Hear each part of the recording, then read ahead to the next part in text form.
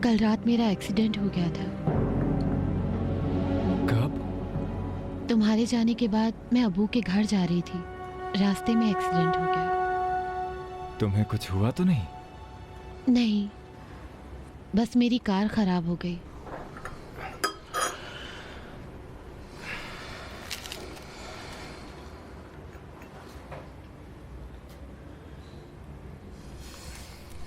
कोई बात नहीं, तुम्हारे अब्बू इससे अच्छी कार दिला देंगे।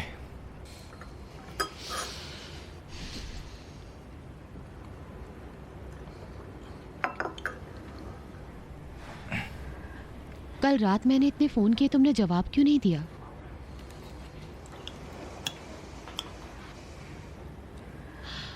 कहाँ गए थे तुम?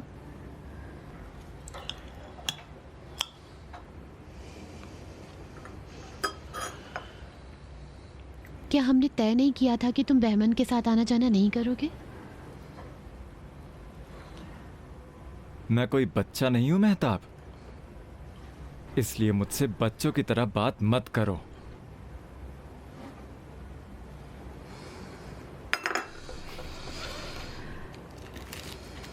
क्या तुम आज जाकर वर्कशॉप से मेरी कार ला दोगे?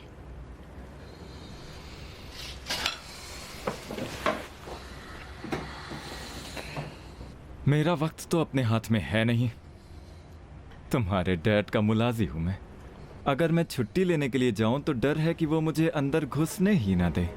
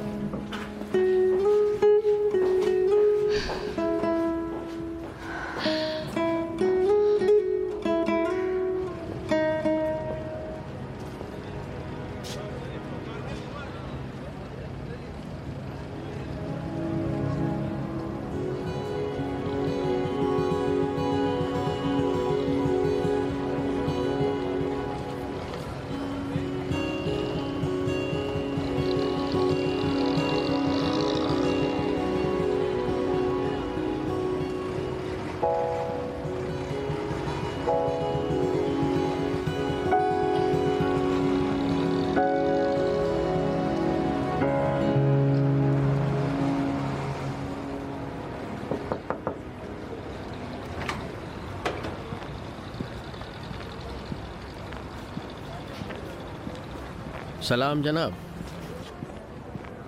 सलाम भाई मसूद, सुबह खैर। सुबह खैर हो।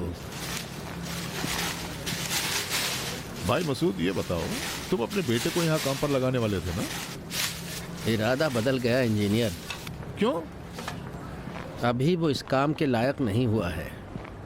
मेरी ज़बरदस्ती और धमकी की वजह से वो तैयार हुआ, वरना उसे काम की चाहत ही नहीं है। अगर लोगों को छोड़ दोगे तो किसी का भी काम करने का दिल नहीं करेगा। सभी को खाना और सोना पसंद है।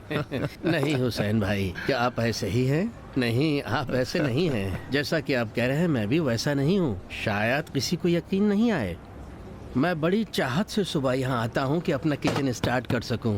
हमारी और तुम्हारी बात और है, हमें काम की आदत पड़ गई है। लेकिन कुछ जवानों को घर वाले या हालात मजबूर कर देते हैं काम करने के लिए। फिर कुछ सालों के बाद हमारी तुम्हारी तरह उन्हें आदत पड़ जाती है काम करने की, फिर उन्हें मजा आने लगता है। हाँ, आप सही कह रहे हैं, लेकिन मुझे नहीं लगता कि मेरे बेटे को ये काम पसंद आएगा और आदत कर पाएगा।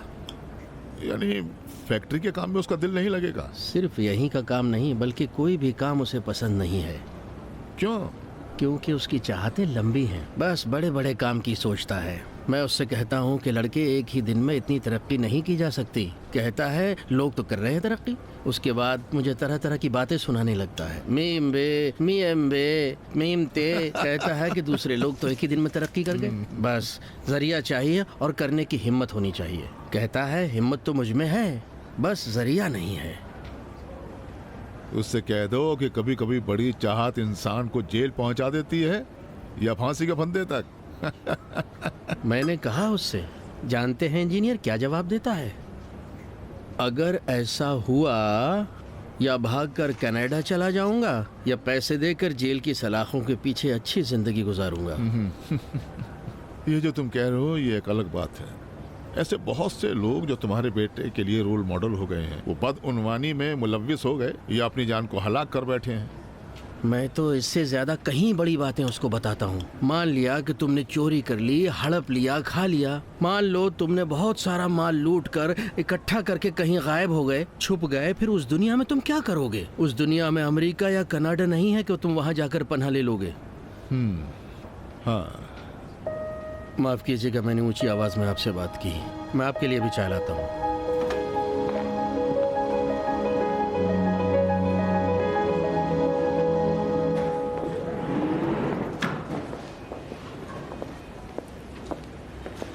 काजिम साहब, जितनी जल्दी हो सके इसे डिस्चार्ज करवा के ले जाना होगा। नहीं हो सकता सईद, तुमने सुना नहीं कि नर्स ने क्या कहा? उसने कहा हो सकता है कि सर पर चोट लगी हो। आप इन सब बातों पर ध्यान ना दें। ये इसे रोककर फालतू का खर्च बढ़ाना चाहते हैं। इसके अलावा हमने महमूद का इंश्योरेंस तो करवाया नहीं है। फिर जितना भी खर्चा होगा हमें अपनी जेब से देना पड़ेगा। अब कोई रास्ता भी नहीं। मुझे डर है कि अगर उसे यहाँ से ले भी गए, रात में अगर उसकी हालत बिगड़ गई तो मुसीबत आ जाएगी। कैसी मुसीबत की बात कर रहे हैं? महमूद को तो कुछ हुआ ही नहीं है, सिर्फ उसके पैर में फ्रैक्चर हुआ है। 1-2 हफ्ते आराम करेगा, फिर अपने पैरों पर खड़ा हो जाएगा। आपने देखा नहीं, उसकी तबीयत बिल्कुल ठीक थी, बातें कर रहा था। ये सब फालतू की बातें हैं कि दिमाग पर चोट लगी है। आपकी कसम, इन अस्पतालों में तंदुरुस्त लोगों को भी बीमार कर देते हैं कि पैसे ऐंठ सकें। हमें जल्दी से जल्दी इसे ले जाना होगा। नहीं हो सकता सईद, जब तक डॉक्टर ना बोले वो नहीं जा सकता। क्यों नहीं जाने देंगे? मुझे कानून का पता है। जब वो खुद दस्तखत कर देगा तो डिस्चार्ज कर देंगे। मैं महमूद से बोल दूंगा कि जितना भी यहाँ खर्चा आया वो तुम्हारी सैलरी से काट लूंगा। बस फिर वो आसानी से बाहर जाने के लिए मान जाएगा। ये बात सही नहीं होगी सईद। हमने उसका इंश्योरेंस नहीं किया, उससे क्या लेना देना? उससे क्या लेना देना है? उसे किसने कहा था रेलिंग पर चढ़े? उसने बेतवज्जोही की, उसका खमियाजा हम दोनों क्यों भुगतेंगे? उसूली तौर पर इस तरह की लापरवाही करने वाले आदमी को हमें रखना ही नहीं चाहिए। रुको सईद, उसके अस्पताल का सारा खर्चा हम उठाएंगे। जब तक कि उसके पैर का प्लास्टर नहीं उतर जाता, उसका पूरा खर्च हम उठाएंगे।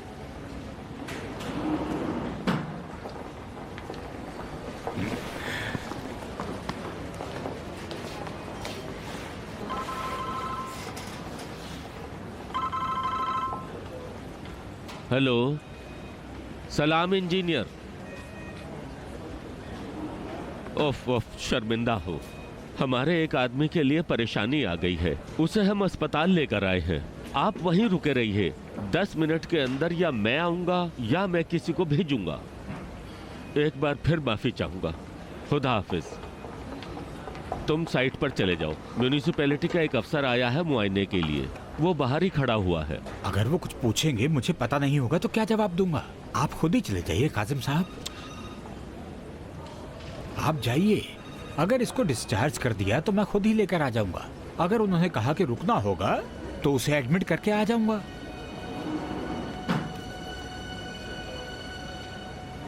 आप इत्मीनान से जाइए, मैं यहाँ पर हूँ।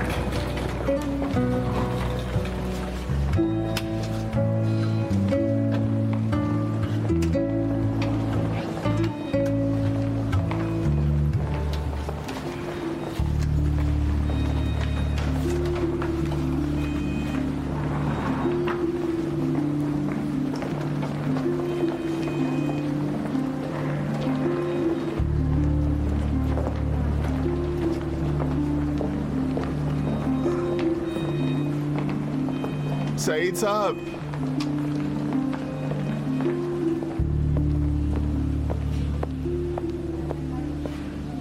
ठीक हो भाई महमूद? खुदा का शुक्र है, बेहतर हूँ। चलो, अभी तक तो कुछ नहीं हुआ है। वैसे तुम रेलिंग पर चढ़े क्यों थे? कुछ मजदूर रेलिंग पर चढ़े हुए थे और वहाँ रेलिंग सही से बंधी भी नहीं हुई थी और इलेक्ट्रिक वायर भी पड़ा हुआ था वहाँ। करंट ना लगे इसलिए वायर हटाने गया। भले आदमी, अगर रेलिंग पर चढ़े ही थे तो सेफ्टी का तो ध्यान रखा होता। मेरे जूते का फीता उलझ गया था। मेरी तो छोड़ो, लेकिन जानते हो तुमने काजिम साहब को कितने खर्चे में डाल दिया है? मैं बहुत शर्मिंदा हूँ। काजिम साहब कहाँ हैं? म्यूनिसिपल कॉरपोरेशन से आए थे, उन्हीं से मिलने गए हैं।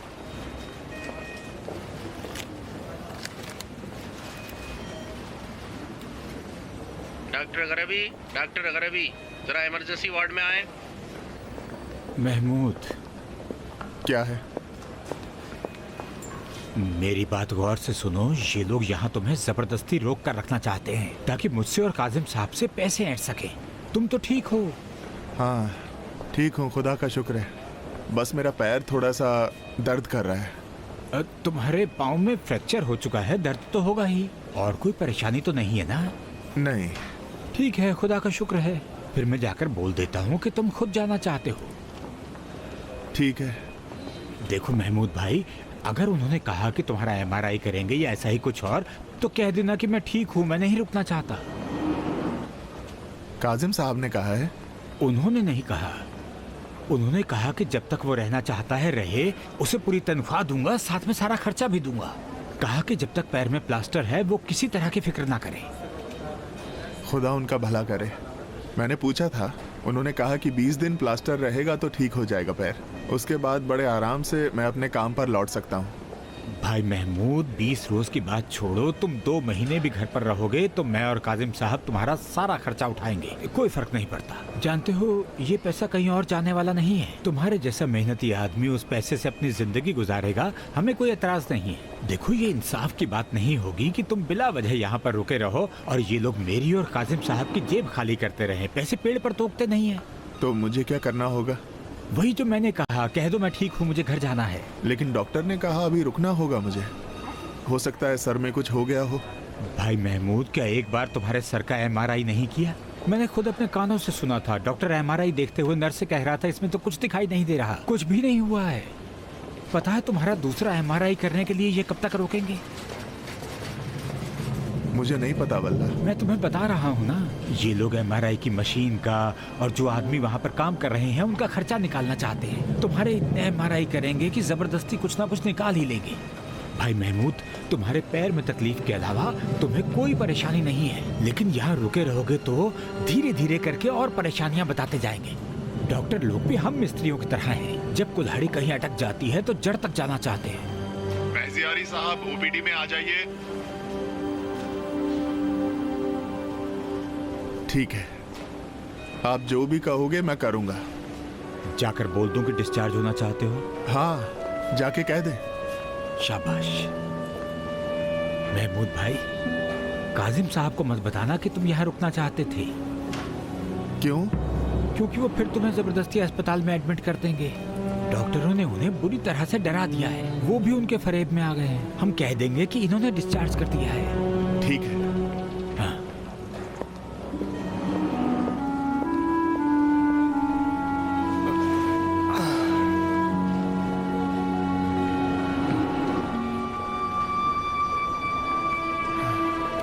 सलाम। सलाम। बेड नंबर 8 की फाइल दे दीजिए, पेमेंट करनी है। किस लिए? वो डिस्चार्ज होना चाहते हैं। सुना नहीं कि डॉक्टर ने क्या कहा? इन पर अभी ध्यान देने की जरूरत है। डॉक्टर की बात छोड़िए, उन्होंने खुद कहा है कि डिस्चार्ज होना चाहता हूँ।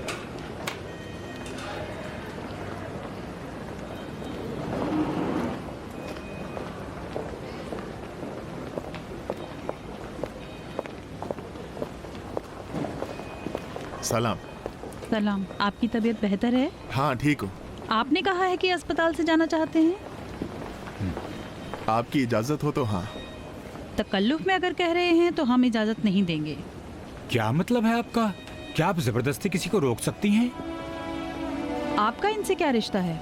जो कोई भी हो, आपसे मतलब? इस अस्पताल को आपने लूट का जरिया बना रखा है। आप बाहर निकलिए। क्यों जाऊं? सच बोल रहा हूँ इसलिए। आप बाहर जाते हैं या मैं गार्ड को बुलाकर बाहर करूं? आप फाइल दीजिए, मैं पेमेंट करता हूँ। ये बातें छोड़िए।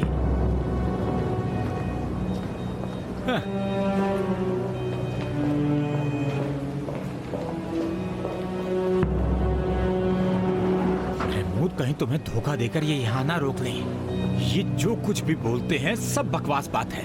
इन्हें अपनी जेब की पड़ी है, ना कि तुम्हारी सेहत की। ये लोग काजिम साहब से जो मोटी रकम लेकर अपनी जेब में भरना चाहते हैं, वो तुम्हारी जेब में जाए तो अच्छा रहेगा। ये कितना भी कहें रुकने के लिए, तुम किसी भी हाल में मत मानना। आप बाहर चलिए जनाब।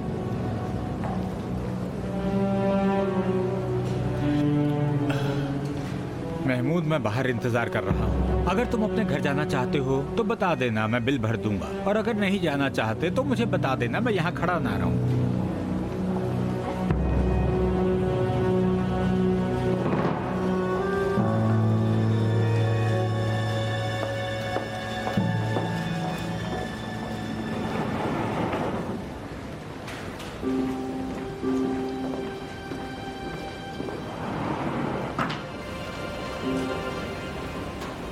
जनाब,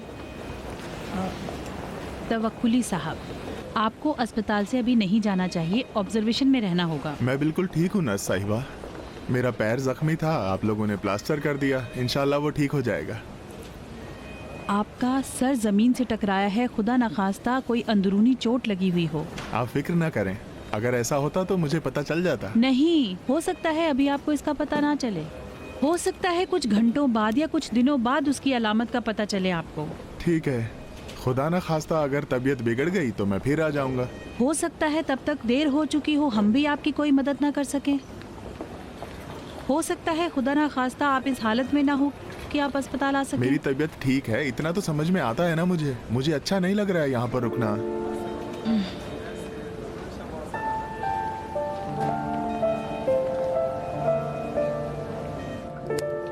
इसी बात को लेकर बहस है बेटे। तुम स्कूल में पढ़ने जाते हो, नहीं कि लड़ने के लिए।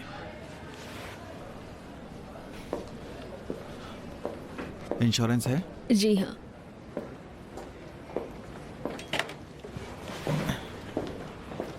डॉक्टर साहब, आँख तो ठीक है ना इसकी? हाँ, खुदा का शुक्र है, सब ठीक है। देखिए, आप इसकी सिकाई पहले 24 घंटे बर्फ से करें, उसके बाद गर्म पानी की थैली से, ठीक है? जी जी ठीक है। सोते वक्त इसके तकिए को ऊंचा रखें ताकि सूजन बढ़े नहीं।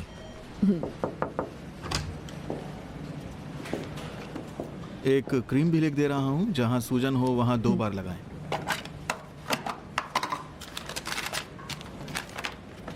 ये लीजिए। बहुत शुक्रिया, खुदा हाफिज। आपकी खिदमत में हूँ सिस्टर। वही तवक्कुली साहब जो कि रेलिंग से गिर पड़े थे, वो अपनी मर्जी से अस्पताल से जाना चाहते हैं। उन्हें कहें थोड़ा रुक जाएं, दूसरा सीटी स्कैन होने पर हमें इत्मीनान हो जाएगा तो जाने देंगे उन्हें। मैंने बहुत जिद की, वो नहीं माने, बोले मैं ठीक हूँ, मुझे जाना है।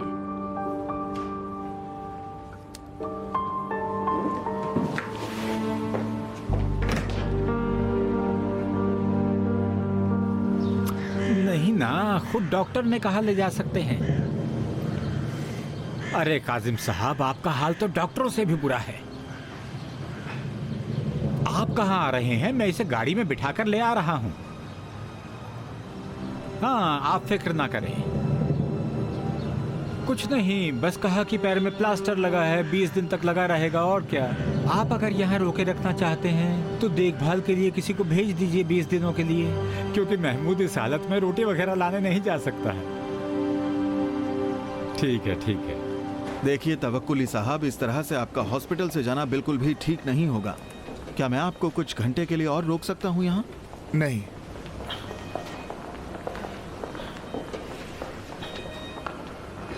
इनके साथ कोई है क्या? हाँ, वही जो इनके साथ हैं, उन्होंने ही मजबूर किया है कि यहाँ से चले जाएं। मजबूर किया? हाँ, उन्होंने ये कहा है कि हम इन्हें यूं ही यहाँ रखकर पैसे बनाना चाहते हैं। इंश्योरेंस नहीं? नहीं। जरूर कॉन्ट्रैक्टर ने पैसा बचाना चाहा होगा। मुझे भी लगता है। सीटी स्कैन में कुछ नहीं दिखाई दिया। नहीं, सीटी स्कैन पर भरोसा नहीं किया जा सकता है। ये ट्रॉमा का केस है तो हो सकता है कि कुछ घंटे बाद असर दिखाई दे। हाँ, क्योंकि वो ज़्यादा बुलंदी से गिरे हैं, इसीलिए इसका इम्कान पाया जाता है। डॉक्टर साहब, जाने से रोक ले। आपने देखा ना, वो रहने के लिए तैयार नहीं है, जबरदस्ती कैसे रोक ले उन्हें? काश ऐसा होता। इस बारे में कोई कानून लाना चाहिए कि जब हम ये देखें कि किसी की जान को खतरा है तो हम उसे जबरदस्ती रोक सकें, उसे अपनी मनमानी ना करने दें। फिलहाल तो ऐसा कोई कानून नहीं है। मुझे उनकी बहुत फिक्र हो रही है। खुदा रहम करे उन पर। इंशाल्लाह कुछ भी नहीं होगा। उनकी फाइल में लिख दें कि उन्होंने दूसरे सीटी स्कैन की इजाज़त नहीं दी है और वो अपनी मर्जी और खुशी से डिस्चार्ज होना चाहते हैं। और जो उनके साथ हैं उनके दस्तखत भी ले लें और उनके अंगूठे का निशान भी ले लें।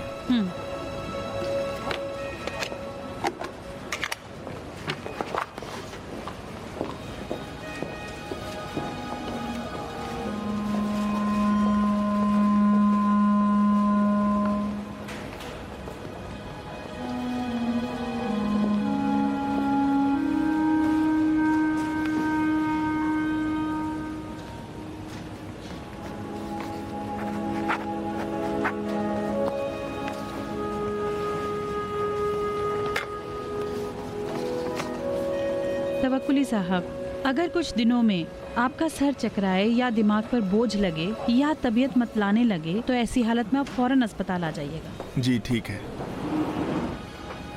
आप मेरे साथ आइए। कहाँ?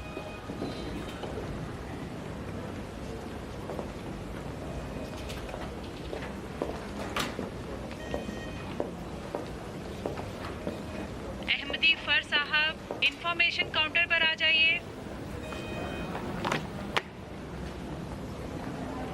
अहमदी फर साहब, इंफॉर्मेशन काउंटर पर आ जाइए। आप लोग इस तरह के बेकार के काम करके वक्त बर्बाद करते हैं।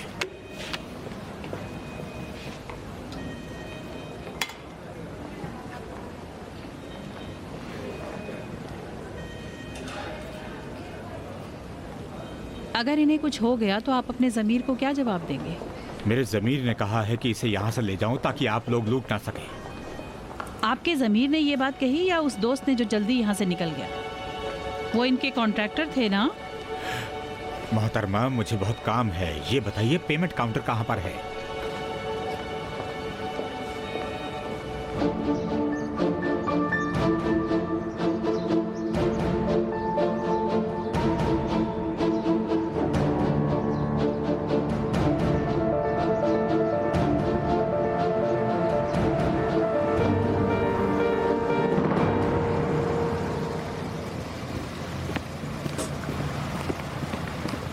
सलाम उस्ताद। सलाम। ठीक हो महमूद? हाँ उस्ताद, मैं ठीक हूँ। आप बिल्कुल फिक्र ना करें। ये तुम अपने लिए क्या कर बैठे मेरे भाई? बस इसका पैर मैं पकड़ो। खोलता हूँ, मैं खोलता हूँ। पैर आप पकड़ो। तकलीफ ना करें। हाँ, मैं हम खोलता ले हूँ। जाएंगे, आप रहने दीजिए। रुक जाओ, रुक ध्यान जाओ। से, ध्यान से। रखो, ध्यान रखो। आजा, इसका सर का ध्यान रखना। आराम से, आराम से। संभाल देखो। के।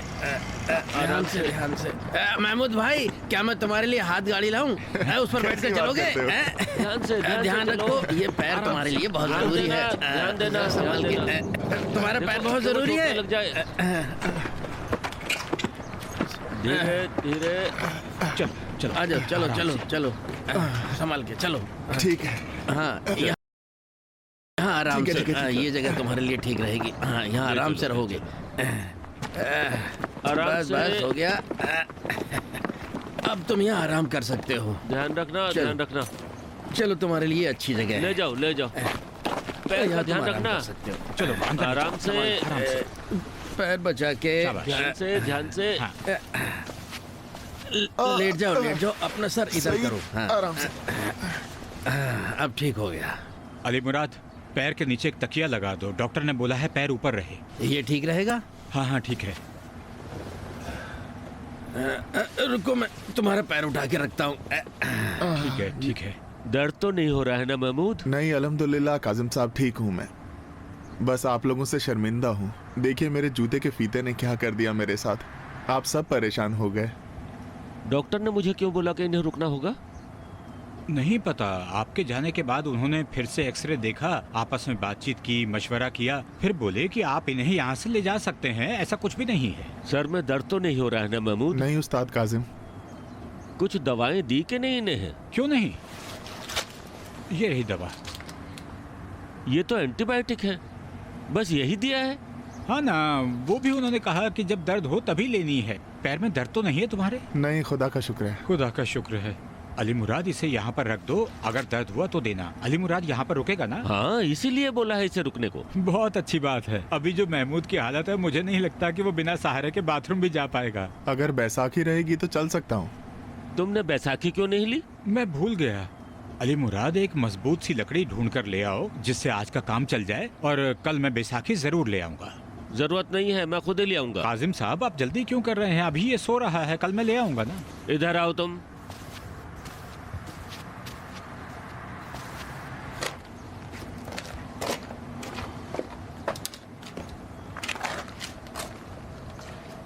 कल ही जाकर महमूद का इंश्योरेंस कराओ। अब इसकी क्या जरूरत है काजिम साहब?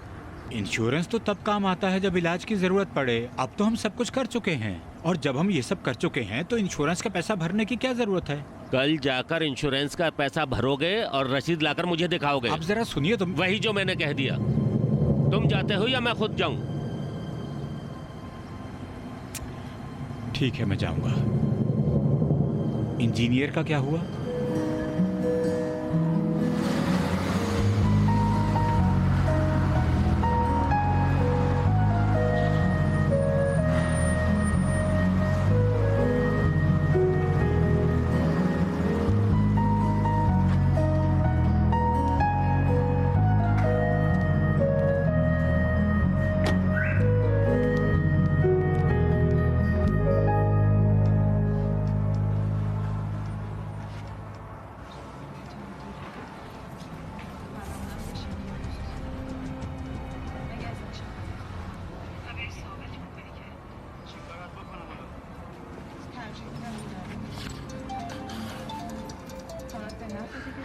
सलाम रोया जान, कैसी हो?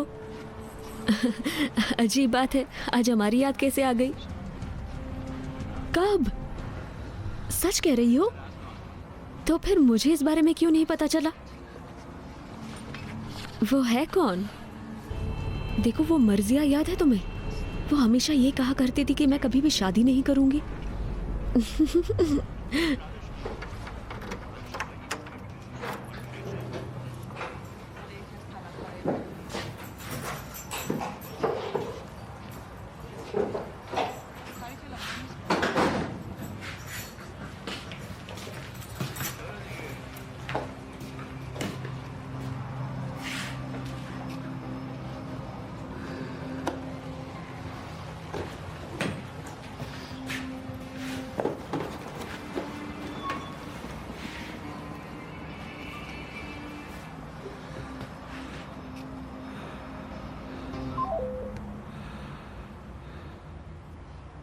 सलाम। सलाम। इसकी जगह अपने लिए कोई म्यूजिक लगा लेती। लादेन देख रही थी। मैं तो ये आर्टिकल पढ़ने में बिजी थी, पता नहीं कब चली गई वो यहाँ से। क्या है, कल एग्जाम है क्या? मेडिसिन की कॉन्फ्रेंस है स्टूडेंट्स के साथ। देखो सुनाती हूँ यहाँ क्या लिखा है। रिवारोक्सन FDA की अप्रूवल के बाद DBT के अप्रूवल के लिए पास की गई है। तुम ये बात जानते थे? कब से? 2016 से। इसे पैनक्रियाज के इलाज के लिए भी अप्रूव किया गया है, क्योंकि यह ज्यादा ब्लीडिंग को रोकता है। दिलचस्प है, नहीं जानता था। मिठाई किस लिए लाए हो? रामीन बेटे की तरफ से लाया हूँ। वो कहाँ है? अपने कमरे में। आ जाइए। सलाम। सलाम। क्या कर रहे हो तुम? ये बल्ब बदल रहा हूँ। बदलने के बाद आ जाना, काम है। जी ठीक है।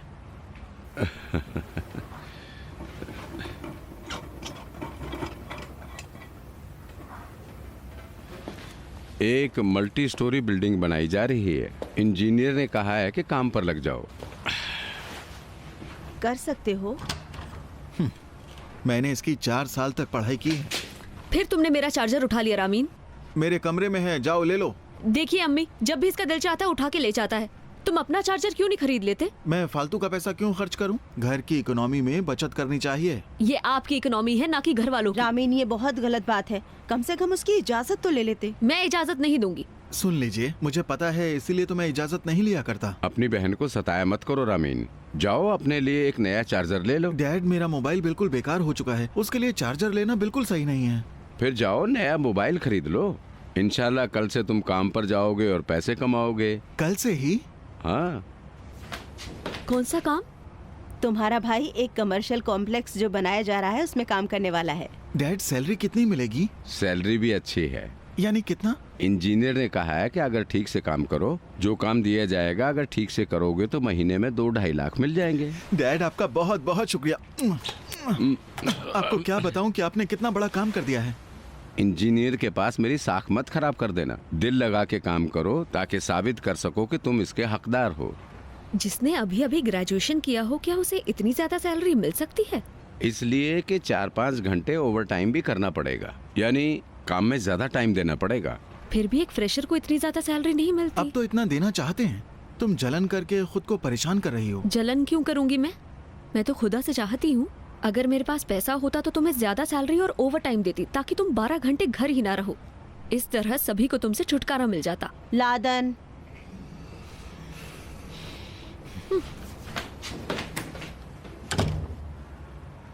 अम्मी, क्या मैं आपकी कार लेकर ऑफिस जा सकता हूँ? मेरी कार से? तो फिर मैं क्या करूँगी? सिर्फ शुरू के कुछ दिन जाऊंगा। अच्छा नहीं है कि शुरू के दिनों में बस से जाऊं मैं। शुरू में ही इन बातों के बारे में मत सोचो लड़के। आदमी अगर सही काम करे और ढंग से काम करे तो ये उसके लिए अहम होता है। मैं आपसे वादा करता हूँ कि बहुत अच्छे से दिल लगाकर काम करूंगा, लेकिन शुरू के 1-2 हफ्ते कार से जाना चाहता हूँ। 2 हफ्ते? अच्छी बात है तो 1 हफ्ता।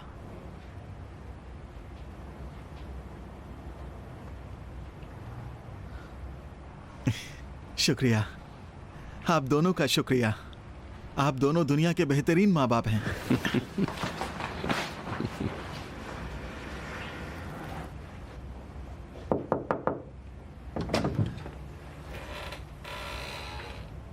माफ करना, अब तुम्हारा चार्जर नहीं लूंगा। माफ किया?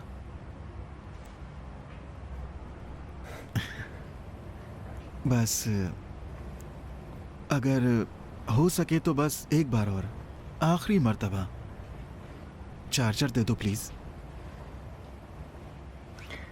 ये खराब हो गया है, चार्जिंग पकड़ता ही नहीं है। देखो, मुझे एक बहुत जरूरी कॉल करनी है। इस 4.5 लाख में 3.5 लाख तुम खुद दोगे? हाँ। ये इंजीनियर तो बड़ा चालाक निकला, यानी सिर्फ 1 लाख रामीन को सैलरी देना चाहता है। बेगम, उसके पास आदमी की जरूरत बिल्कुल नहीं है। उन्होंने कहा कि अभी भी कुछ लोग ज्यादा हैं जिन्हें वो निकालने वाले हैं। उन्होंने रामीन को रखकर मुझ पर बहुत मेहरबानी की है। अभी सैलरी अहम नहीं है, अहम ये है कि रामीन को बेकारी से छुटकारा मिले और कुछ तजुर्बा मिले।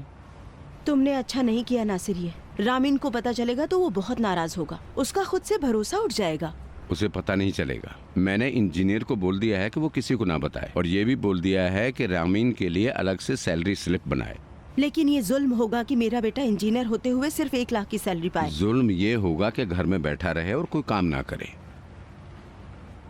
अच्छा, उस लड़की के बारे में कुछ पता चला? फिलहाल नहीं। अच्छा है, हमारी और रामीन की कोशिशों के बावजूद वो लड़की जाए और अपने मामूजाद से शादी कर ले। नहीं, समीरा अपने मामूजात को नहीं चाहती है। फर्ज कर लो कि ऐसा अगर हो भी गया, रामीन के लिए लड़कियां बहुत हैं। हाँ, लेकिन ऐसा लगता है कि रामीन इस लड़की को ज्यादा पसंद करता है। ये अभी बिल्कुल बदल गया है। देखा कितना खुश हो गया है? बहुत वक्त से मुझे इस तरह से गले नहीं लगाया था। हाँ, मेरे बेटे को इश्क हो गया है। तुम वहाँ क्या काम करने वाले हो रामीन? मतलब तुम्हारी वहाँ जिम्मेदारी क्या है? अभी तो नहीं जानता मैं, लेकिन हो सकता है कि वहाँ का मैनेजर बना दिया जाऊँ। अच्छी बात है, मुबारक हो रामीन। तुम्हें भी मुबारक हो मैडम। अच्छा, ये तो बताओ, वहाँ कब से जाने वाले हो? कल से ही जाना है। मुझे 4 लाख सैलरी मिलने वाली है। बहुत अच्छी बात है। ये बताओ, तुम अभी घर में ही हो? क्यों पूछ रहे हो? अब अगर तुम घर में ही हो तो जाकर अम्मी को बता दो कि मेरी नौकरी लग गई है और शादी की दरख्वास्त लेकर एक लड़का आने वाला है जो तुम्हें बहुत ही ज्यादा चाहता है। नहीं, अभी घर पर नहीं हूँ, बहार के पास आई हूँ मैं। मेरा सलाम बहार साहिबा को पहुँचा देना।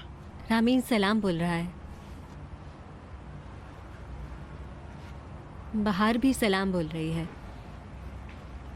रामीन, मुझे अभी थोड़ा काम है, क्या मैं बाद में तुम्हें कॉल करूं? नहीं, और कोई बात नहीं है, बस यही बात थी जो तुम्हें बताना चाहता था। एक बार फिर मुबारक हो तुम्हें। देखो, तुम ये मत सोच बैठना कि मेरी इतनी ज्यादा खुशी काम मिल जाने की वजह से है। मैं तो तुम्हें दिल की गहराइयों से चाहता हूँ। अगर तुम नहीं तो मुझे कुछ भी अच्छा नहीं लगता है, यहाँ तक कि अगर 10 लाख भी सैलरी मिल जाए। अच्छा, और तो कोई काम नहीं है तुम्हें? नहीं, जाओ, अपना ख्याल रखना सानास। खुदा हाफिज। फिर भूल गई तुम? क्या? ये तय पाया था कि बोलेंगे फिर मिलेंगे, उसके बाद बोलेंगे खुदा हाफिज। ठीक है, मिलते हैं। खुदा हाफिज। मिलते हैं। खुदा हाफिज।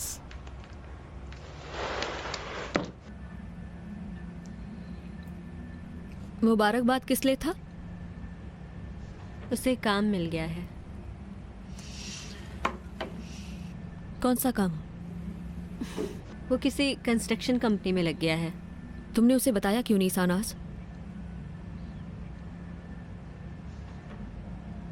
ये इतना आसान नहीं है। नहीं, मुश्किल है, बहुत ही मुश्किल है। लेकिन आज नहीं तो कल बताना ही पड़ेगा सानास। मैंने उससे कहा था अगर कोई काम मिल जाता है और अच्छी इनकम होती है तो उससे शादी कर लूंगी। अब जबकि उसने भागदौड़ करके काम ढूंढ लिया है तो अभी उससे कैसे कह सकती हूँ कि तुमसे शादी नहीं करूंगी? अभी उसे कितनी सैलरी मिलने वाली है? महीने में 4 लाख। तुम्हारे मरहूम बाप ने तुम्हारी परवरिश उस घर में कितने अच्छे से की है, फिर ऐसी हालत में तुम उसके साथ इतने कम सैलरी पे कैसे जिंदगी गुजारोगी? क्या वाकई में तुम ऐसे कर सकती हो सानास? सानास, पूया ने जब से तुम्हें देखा है वो बहुत बदल गया है और मेरे ख्याल में वो तुम्हें इतना चाहता है कि तुम्हारी खुशियां पूरी करने के लिए उसे जो भी चाहिए वो करेगा। इसके अलावा हमारे माँ बाप की उम्मीदें उससे वाबस्ता है। अगर तुम उससे शादी कर लेती हो तो तुम उस घर की रौनक बन जाओगी और तुम्हें किसी चीज की कमी नहीं होगी। तुम अपनी उन तमाम हसरतों को पूरा कर पाओगी जो लड़कियां चाहती हैं।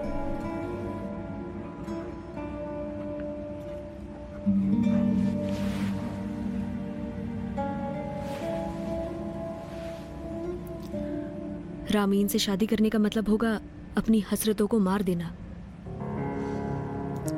यानी तुम उन तमाम चीजों को खो दोगी जो तुम इस दुनिया में पाना चाहती हो, यानी सारी हसरतों से खुदा हाफिजी कर बैठोगी। रामीन से शादी करने का मतलब होगा उन तमाम चीजों से महरूम हो जाओगी जिसको पाने की तुम में सलाहियत है सानास।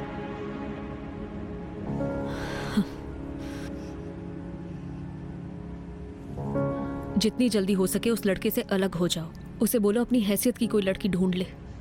तुम ऐसे किसी के लिए नहीं बनी हो सानास। जो रामीन तुम्हें देना चाहता है उससे कहीं ज्यादा हैसियत है तुम्हारी सानास।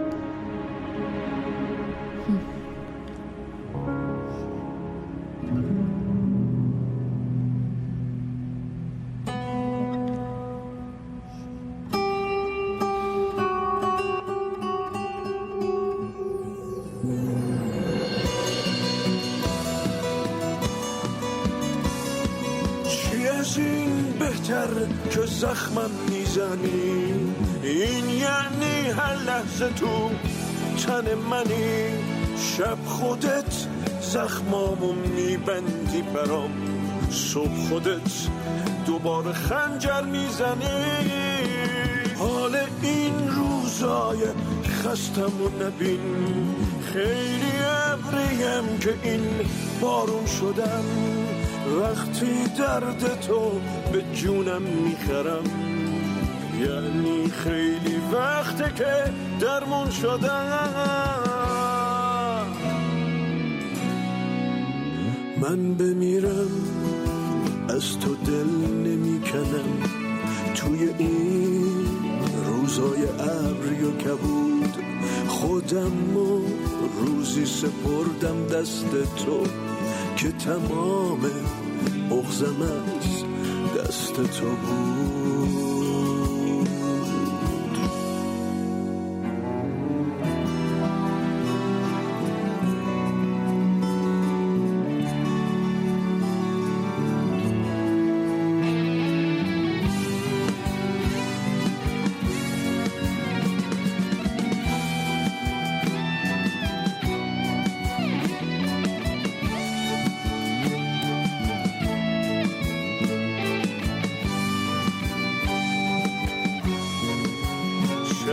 شب تو این اتاق غرق تب، وقتی جونم پر پر زدنه، ثانیه به ثانیه حس میکنم یه نفر خیلی حواسش به منه.